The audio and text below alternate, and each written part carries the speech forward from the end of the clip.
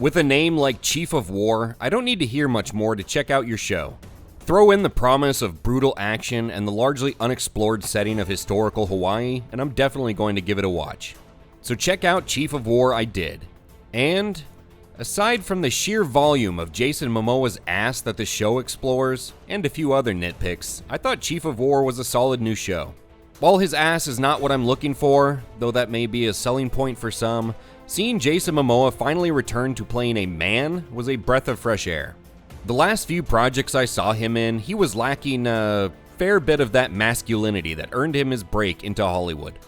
Here we go! Regardless of his T levels, Chief of War has been decent so far. With a production quality somewhat better than I was expecting, an interesting historical setting, a beautiful physical setting, and a heavy dose of action, Chief of War has got me bought in after 2 episodes. And that's to say nothing of the story that's had some pleasant depth to it, along with a few twists and turns. It's not the next Game of Thrones or the next Shogun, but I've enjoyed the first couple episodes all the same, and I think you might too. So I'll talk more about what works and what don't after I set the scene for Chief of War. So I spy some war canoes full of minor spoilers for the first 2 episodes heading this way. Chief of War drops us into the middle of historical Hawaii at a time when all of the island kingdoms are divided. Kaiana, the son of a late legendary war chief of the Maui people, is currently hiding out on Kauai, trying to escape the brutal, endless cycle of war along with his family. But when the Maui send an envoy asking for him, Kaiana reluctantly returns to his home island.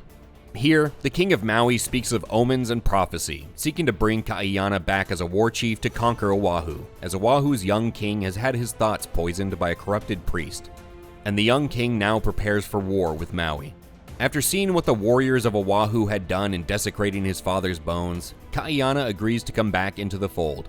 The Maui launch their attack on Oahu, which they find exceedingly easy, as the people they were cutting down were not but farmers.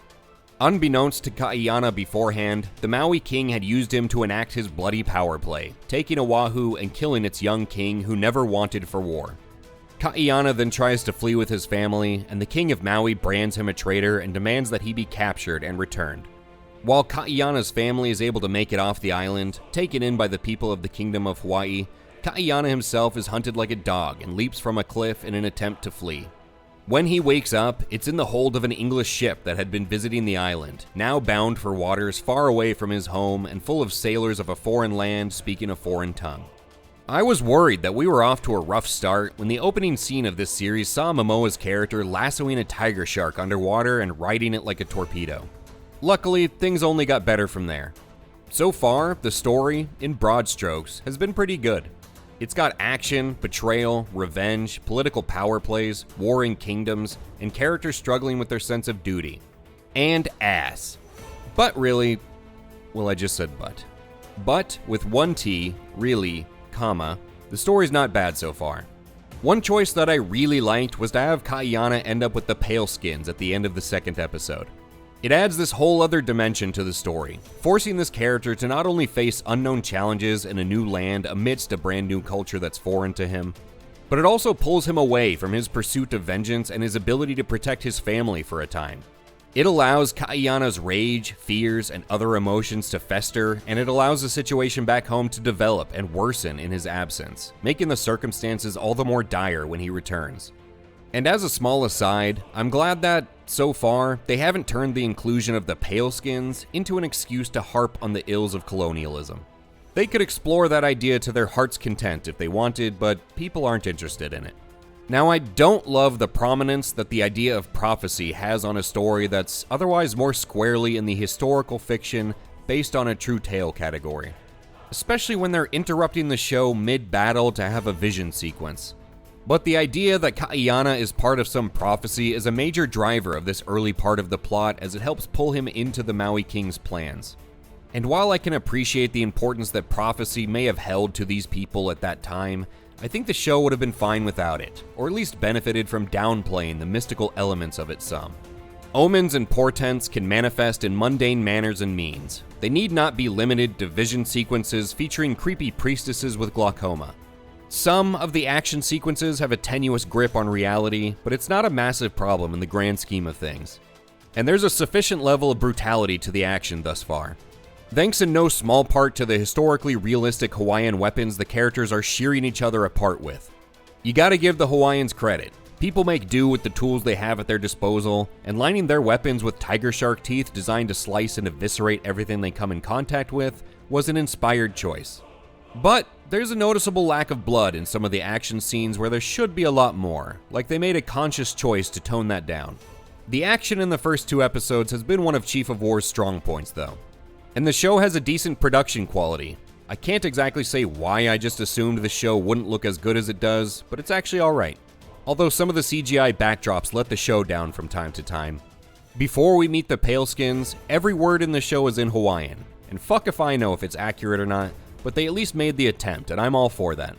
And at the end of the day, this is Hawaii. Pretty much every scene on those islands is beautiful to look at, and as a major aspect of the visual experience of this show, that counts for something. Also, the episodes are on the longer side, about 50 minutes each, which I don't mind in the slightest when a show is good.